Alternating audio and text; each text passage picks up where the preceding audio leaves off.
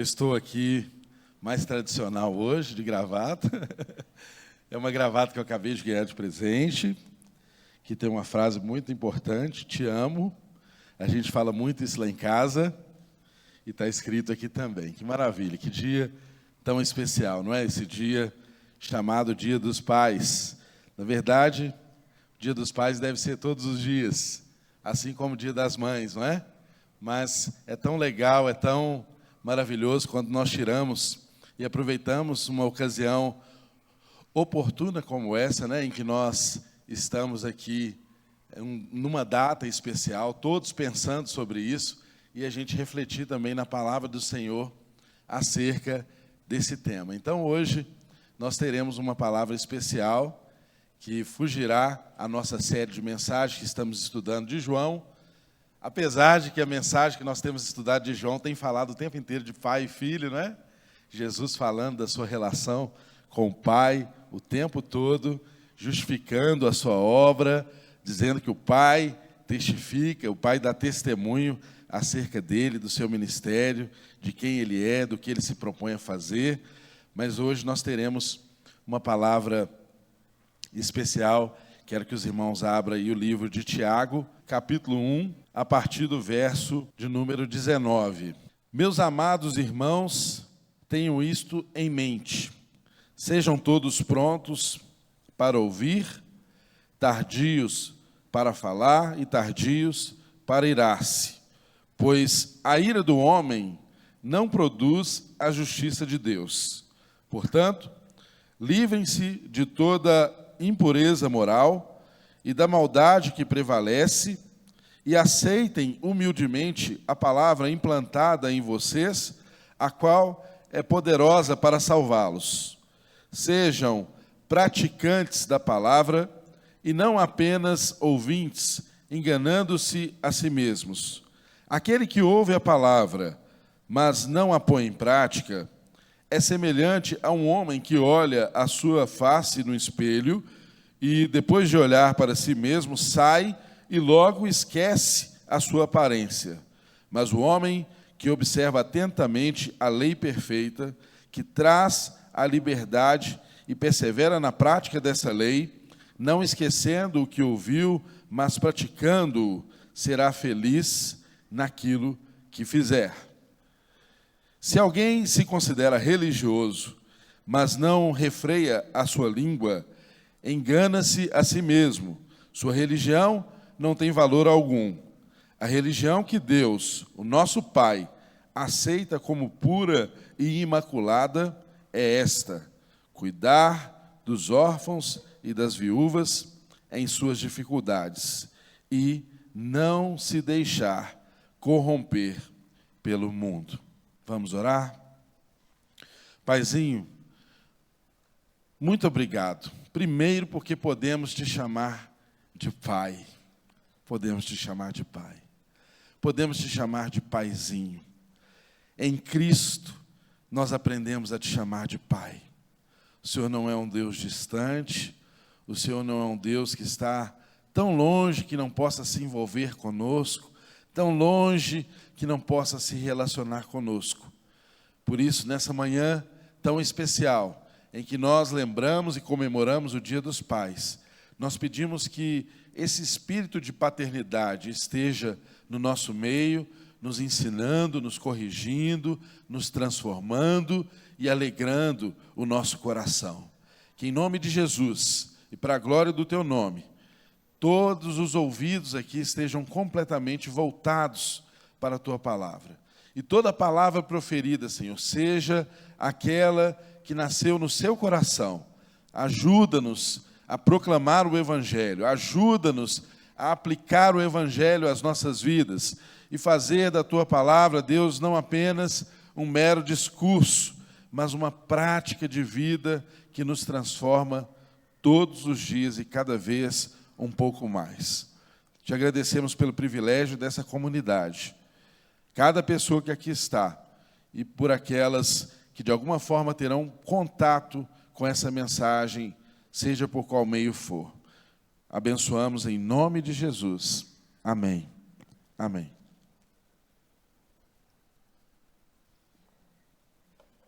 Irmãos, então, estamos aqui no capítulo 1 da carta escrita por Tiago. Tiago, possivelmente era o irmão mais velho de Jesus, que nós vemos até mesmo no livro de João, que a família de Jesus não dava, às vezes, muito crédito ao seu chamado, à sua missão, e em algumas circunstâncias o desafiou diante daquilo que ele tinha como palavra de Deus para ele, como palavra do Pai para ele.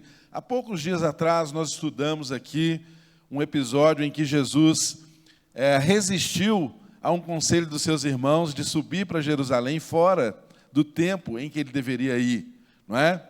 A família dele incentivando ele a ir, para ele buscar popularidade, para ele estar onde as coisas estavam acontecendo, e Jesus, no diálogo com seus familiares, expressando ali exatamente que ele obedece à vontade do Pai. Ele não é movido pela opinião pública, ele não é movido pelo sentimento de ter popularidade, mas ele era o tempo todo movido pela vontade do Pai.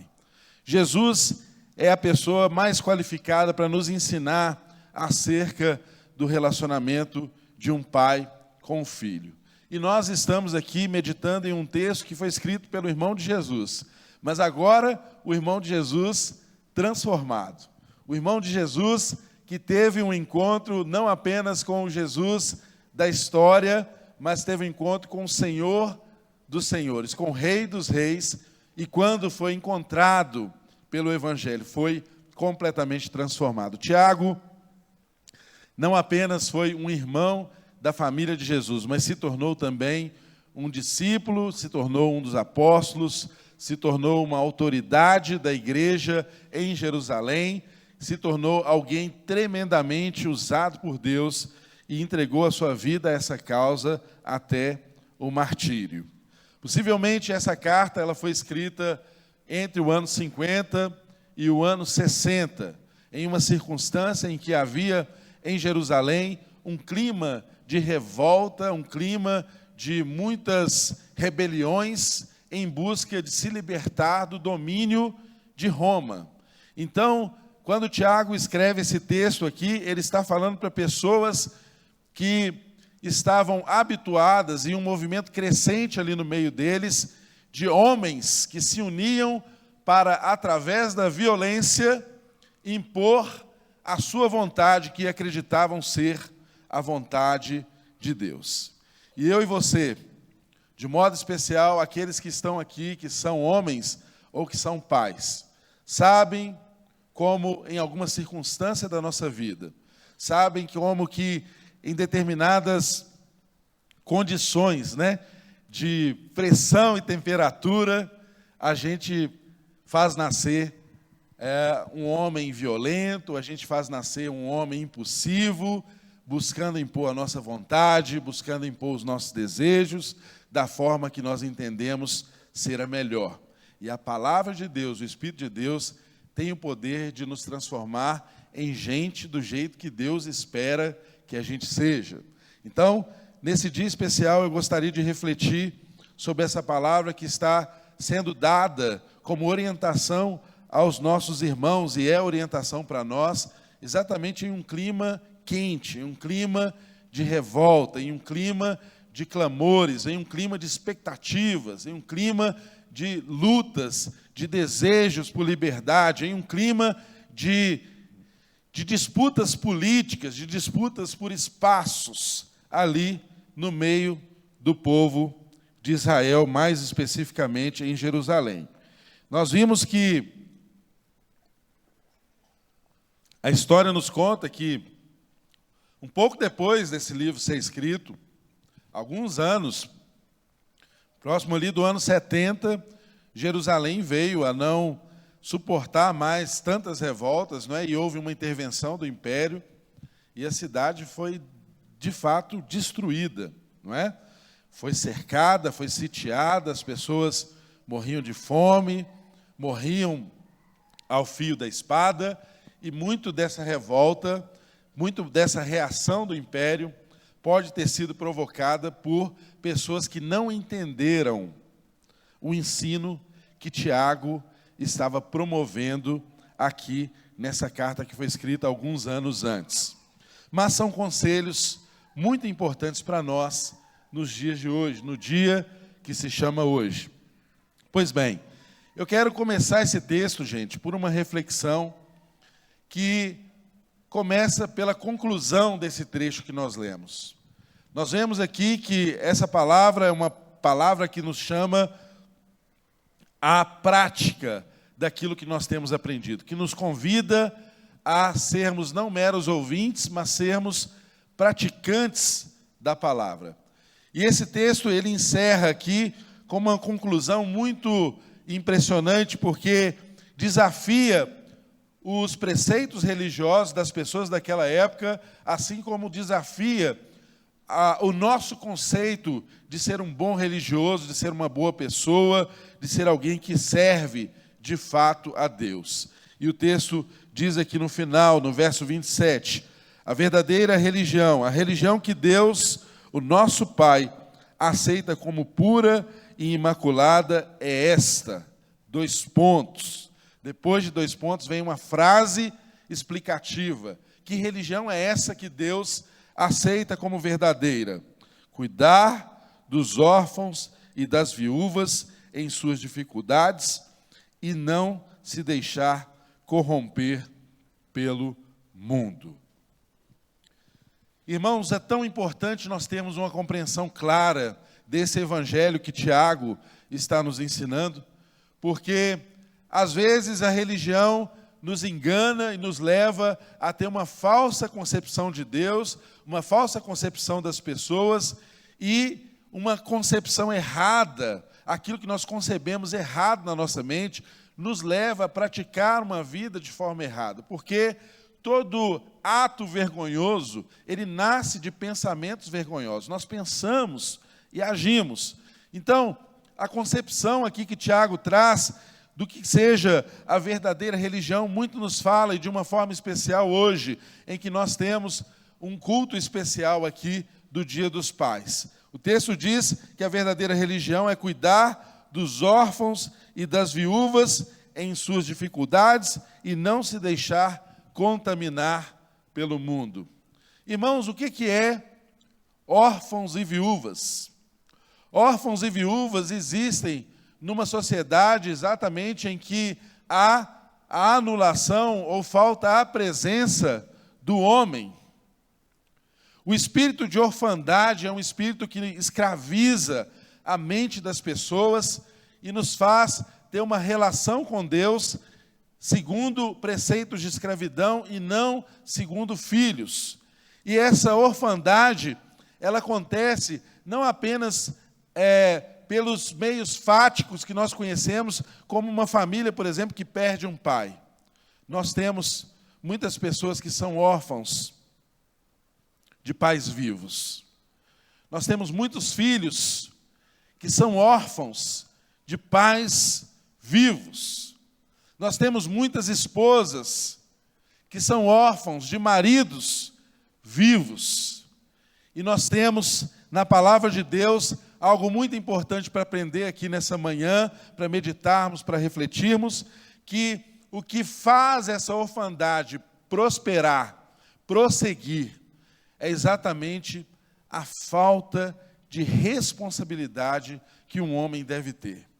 E o que o texto nos ensina que é a responsabilidade primária de qualquer homem que quer agradar a Deus, que quer seguir os preceitos de Deus, que quer seguir a religião que agrada o coração de Deus. Esse homem, ele tem que deixar de ser mero ouvinte e se tornar um verdadeiro praticante da palavra. Eu sei que isso é um grande desafio para mim, isso é um grande desafio para você, homem. Por natureza pecaminosa, nós somos procrastinadores. Nós deixamos decisões importantes que já podem ser tomadas na vida para um segundo momento.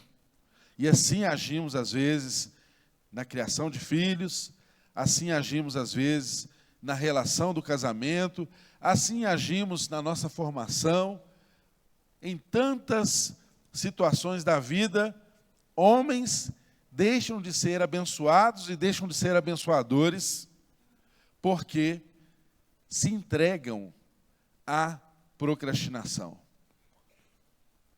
A procrastinação, ela se revela como uma falta de responsabilidade, como uma falta de zelo, como uma falta de diligência, de tomarmos as atitudes que precisamos tomar no tempo certo. É um desafio, mas a palavra de Deus nos insta a vencer esse desafio. E não sermos meramente ouvintes, mas nos tornarmos verdadeiros praticantes da palavra de Deus. Irmãos, enquanto preparava esse texto, enquanto estudava esse assunto, eu fiquei muito impressionado em observar que apenas aqui no Brasil, na estatística da sociedade brasileira, a cada dia, aproximadamente 500 crianças são registradas nos cartórios de registro civil apenas com o nome da mãe, sem o nome do pai. Hoje, 500 crianças que acabaram de nascer serão registradas no cartório de registro civil, ou amanhã, apenas com o nome da mãe, sem o nome do pai. É impressionante, e eu fiquei estarrecido em observar que, durante a pandemia, houve um aumento da orfandade real, porque houve muitas pessoas que morreram e deixaram filhos órfãos. Mas houve também uma estatística interessante, que, durante a pandemia, houve uma diminuição da taxa de natalidade. E, pasmem, assustadoramente, após a pandemia, pós-pandemia, a taxa de natalidade continuou reduzindo, mas a taxa de filhos registrados sem o nome do pai aumentou. Regiões como a nossa, aqui no Sudeste, aproximadamente 6% das crianças que nascem não levam o nome do pai no registro.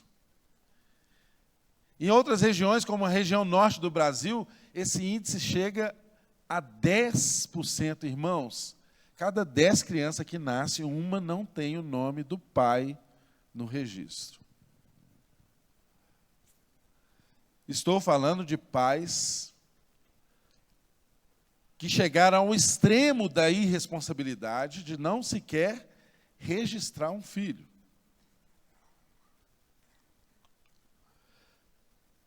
Agora, se nós detalhássemos mais ainda essas estatísticas para o número de pais que, registrando filhos, não são responsáveis por esses filhos, o número de demandas judiciais que existem de mães que precisam ir à justiça para ter o mínimo de sustento dos seus filhos, porque os pais não assumem a responsabilidade, mesmo já sendo pais reconhecidamente. Irmãos, é estarrecedor.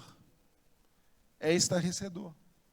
Agora, estou falando apenas de números oficiais, fornecidos aí pelo governo, pelo portal da transparência, e que dizem respeito a estatísticas de cartórios de registro civil. Todo mundo que nasce vivo é registrado num cartório de registro civil. Né? Eu sei que alguns aqui faz 2 aniversários. Né? Antigamente era comum você esperar um tempinho para levar as pessoas para registrar. Não é? Então tem alguns irmãos aí que nasceram no dia 1º, né? Mas foram registrados talvez um mês depois, né? Faz 2 aniversários. Ganham 2 presentes. Né? Enfim. Mas hoje as estatísticas estão muito certeiras, porque os hospitais já estão conectados com os cartórios. Então, isso é algo muito estarrecedor, nós imaginarmos que crianças nascem e com esse percentual que chega a 10% delas sequer tem o nome do pai no registro. Estatísticas oficiais. Agora, o que pensar daqueles que são registrados? É o caso de nós aqui, papais. Tivemos a graça de ter os nossos filhos, registramos os nossos filhos e empenhamos todo o esforço de cuidar, de ensinar, de instruir, de orientar, de criar os nossos filhos. Como que tem sido a nossa relação com eles? Como que tem sido a nossa relação com a palavra de Deus? Será que em alguma medida eu e você, como pais, contribuímos para que esse espírito de orfandade continue assolando a nossa sociedade, assolando a vida das pessoas, destruindo famílias? E o que a palavra de Deus tem nos conduzido aqui é exatamente de fazermos uma reflexão de como que nós podemos, como cristãos, como pessoas que foram alcançadas por essa graça maravilhosa do Evangelho, sermos agentes de transformação nessa sociedade que não registra filhos em nome do Pai. E de pais que registram e às vezes não assumem a responsabilidade. Não há o peso da palavra empenhada. Pais que apenas se deram o trabalho de julgar semente no útero materno e depois abandonam as mulheres e ficam muito ofendidos quando são chamados às suas responsabilidades básicas. Talvez, enquanto digo isso, você pense assim, mas eu não tenho nada a ver com isso. Eu pago as minhas contas, eu dou a melhor escola para o meu filho, eu cuido bem da minha casa, enfim. Deus quer nos ensinar nessa manhã que nós precisamos, de fato, praticar essa verdadeira religião, que não é apenas cuidar dos órfãos e das viúvas. O texto diz, cuidar dos órfãos e das viúvas e conjunção aditiva, e não se deixar corromper pelo mundo. Não é apenas cuidar, é não se deixar também corromper pelo mundo. Sabe por quê, irmãos? Porque os nossos filhos, eles aprendem olhando para nós. Eles não seguem simplesmente aquilo que nós dizemos para eles fazerem. Eles olham para nós e buscam no nosso exemplo, na nossa atitude, como que eles devem fazer. Por isso que, às vezes, a gente passa vergonha com os nossos filhos, né? Porque eles revelam as nossas mazelas. A gente passa muitas alegrias, mas a gente passa vergonha também. Porque os filhos revelam aquilo que a gente é. Você quer conhecer o ambiente familiar de cada família que está aqui, representada pelos pais? Dá um pulinho lá na sala do Kids agora. De preferência na que meu filho está. Na turminha lá que tem 10, 11, 12 anos. Irmãos, esse menino precisa converter. E eles vão converter vendo Cristo na nossa vida.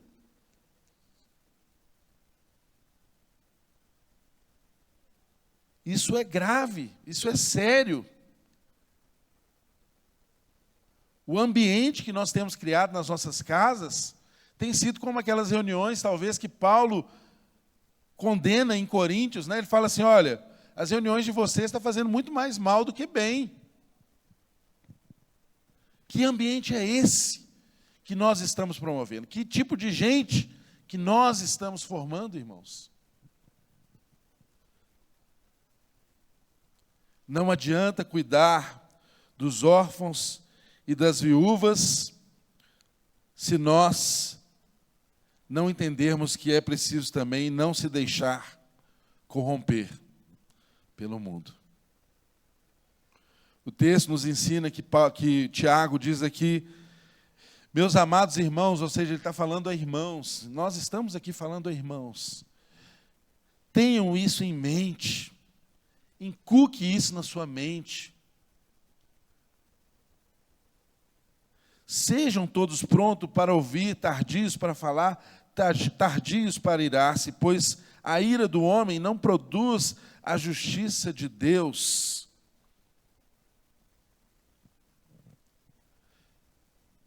Papais, homens, pratiquem essa verdade. Você não impõe a sua autoridade pelo seu tom de voz. Não é pela gritaria, não é pelo muito falar, nem pelo uso da violência.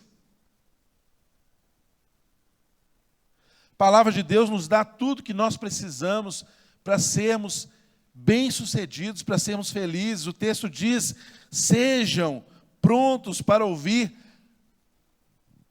Irmãos, o que eu mais queixo da minha relação com meu pai, ele não está aqui mais, está no Senhor. Mas o que mais me faz falta é porque um monte de besteira que eu fiz na vida eu não teria feito se eu tivesse um pai para me aconselhar. Um pai que fosse pronto para me ouvir.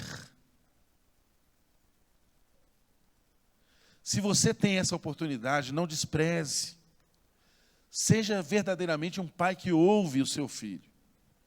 E seja pai na vida de muitos filhos órfãos que tem aqui, no nosso meio. O que um pastor faz, o que um líder faz, o que um irmão mais velho faz. Por que nós nos esforçamos tanto para conectar gerações aqui dentro, nas nossas ações, nos nossos ministérios? Porque nós sabemos que há uma estrada, a vida é um caminho. E eu preciso aprender com aqueles que passaram pela estrada, irmãos.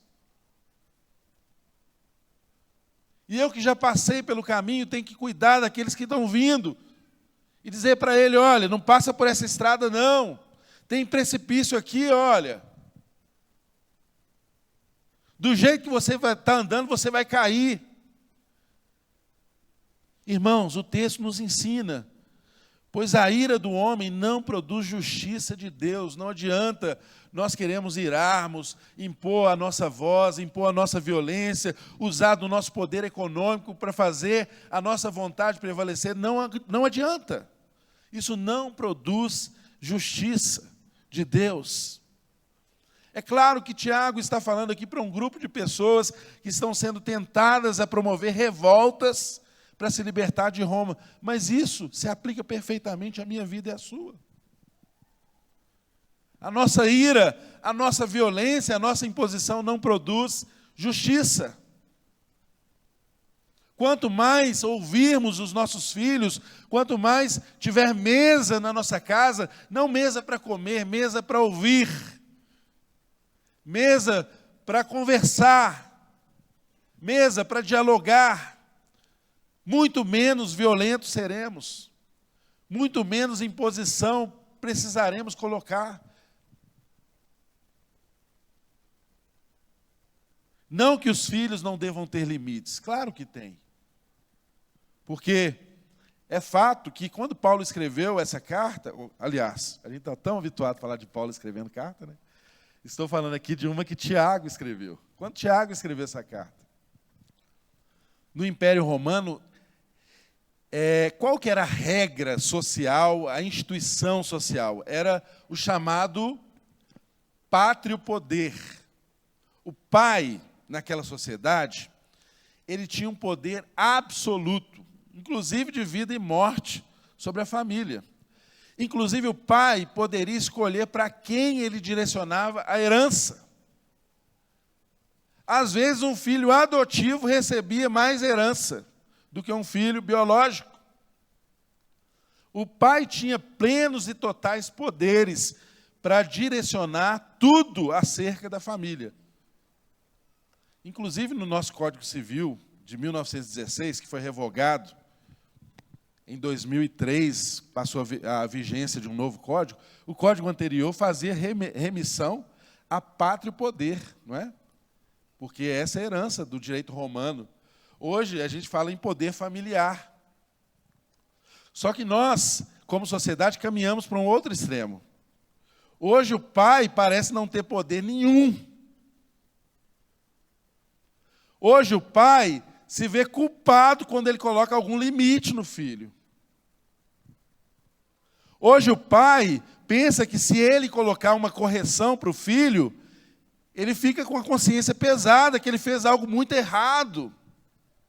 Irmãos, nós não somos chamados a praticar violência, mas nós somos responsáveis por formar pessoas que Deus nos entregou. É uma responsabilidade, como o Bruno orou aqui, é um privilégio, mas todo privilégio está junto com uma responsabilidade. É um privilégio ser pai, mas é uma responsabilidade enorme ser pai. Você tem que corrigir, você tem que impor limites, você tem que ser um exemplo para aquela vida que está vindo, te seguindo, te olhando, te observando.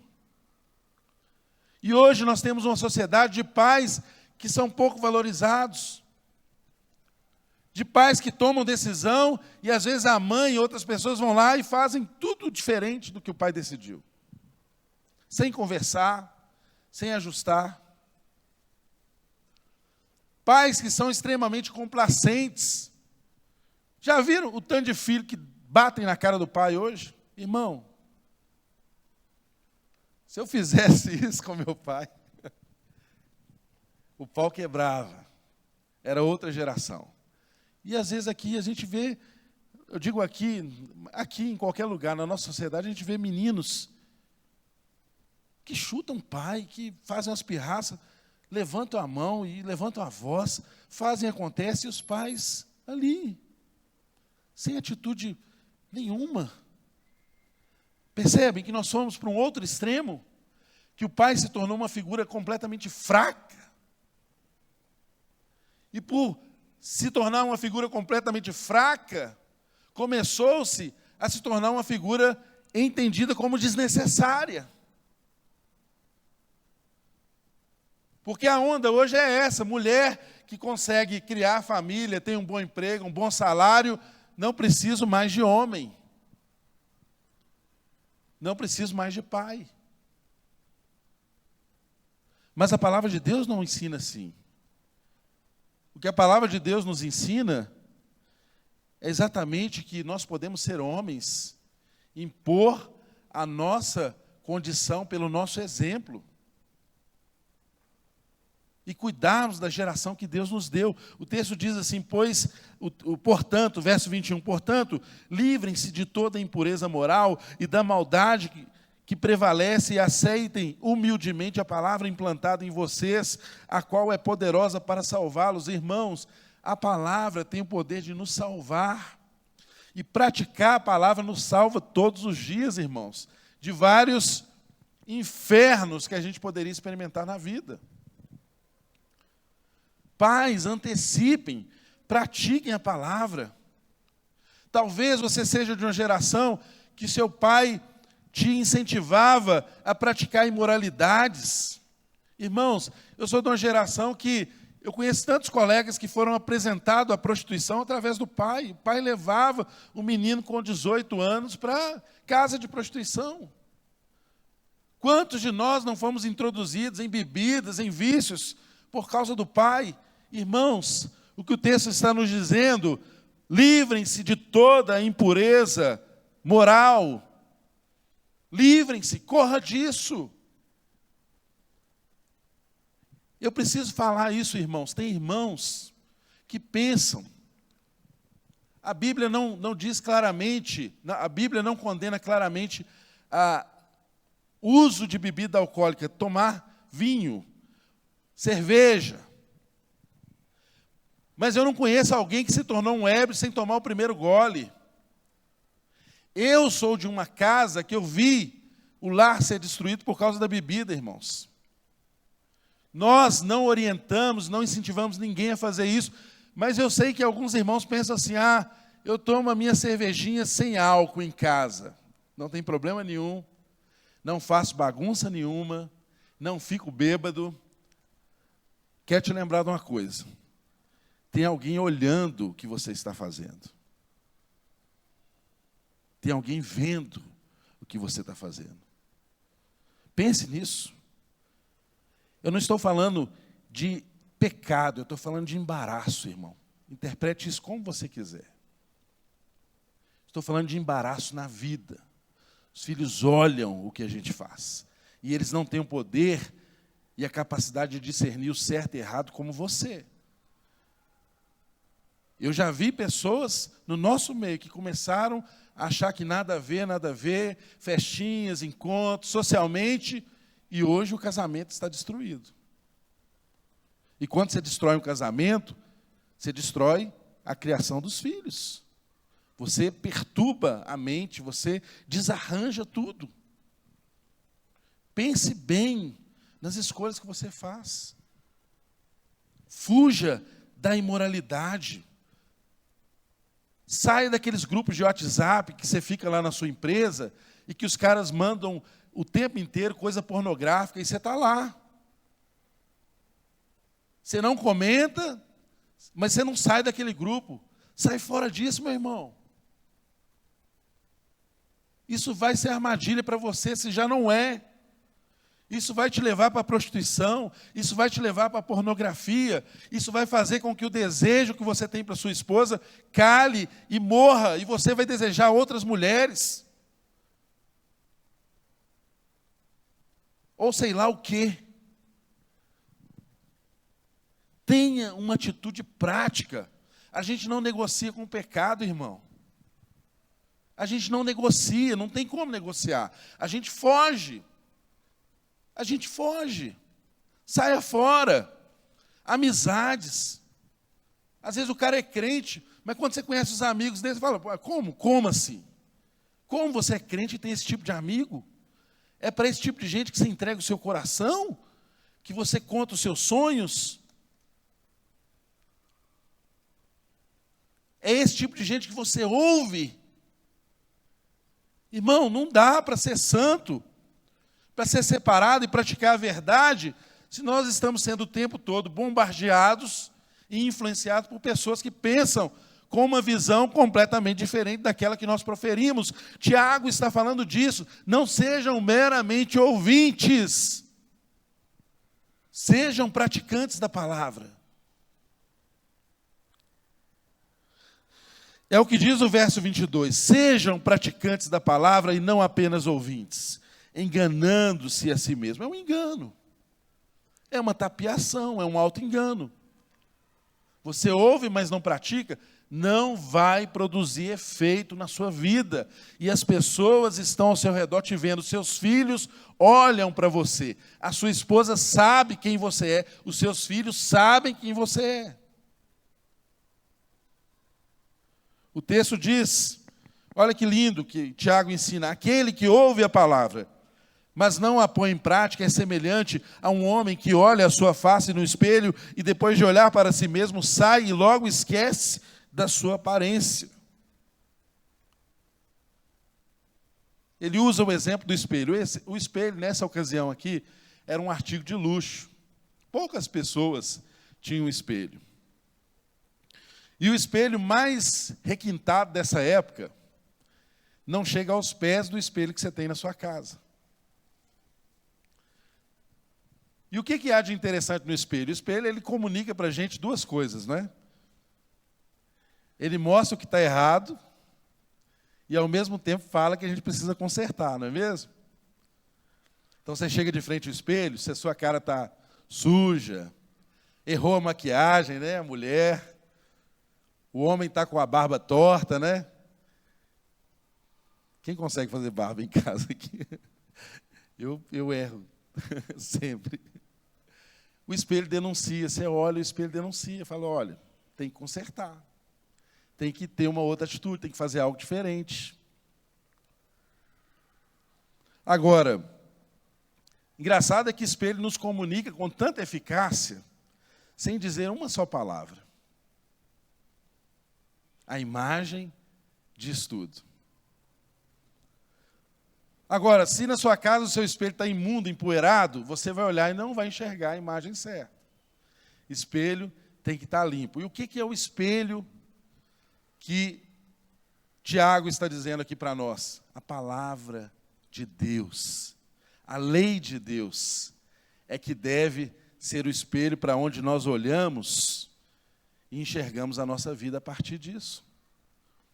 Não são as referências das redes sociais, não é o padrão de vida que o seu amigo, o seu sócio, a pessoa que se admira segue.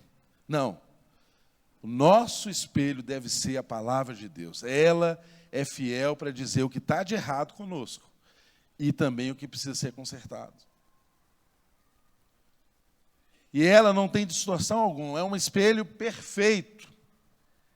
Não é côncavo, não é convexo, não nos distorce, mostra de fato quem nós somos. Quando nós vamos para a palavra, nós enxergamos o que nós somos e o que precisa de fato ser mudado. E infelizmente, às vezes nos comportamos assim, como alguém que olha no espelho, quando sai de frente do espelho, esqueceu a aparência que tinha.